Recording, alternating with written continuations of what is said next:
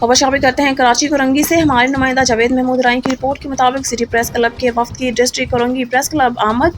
Chairman city press club Asad Saeed Khan کے احکامات پر city press club کے وفد کی ڈسٹرکٹ کرنگی پریس کلب آمد۔ وفد میں ریحان حنیف سینئر نائب صدر، شاہد غوری نائب Ghori, Anees Khan finance secretary, Feroz Khan political coordinator نے ڈسٹرکٹ کرنگی پریس کلب کے عہدیداروں اور ممبران کو پھولوں کے ہار پہنائے اور پھولوں کا گلدستہ پیش کیا۔ سینئر نائب صدر city press club Rehan Hanif کا کہنا تھا کہ chairman city press club Asad Saeed Khan نے خود ڈسٹرکٹ کرنگی پریس کلب کا دورہ کرنا تھا۔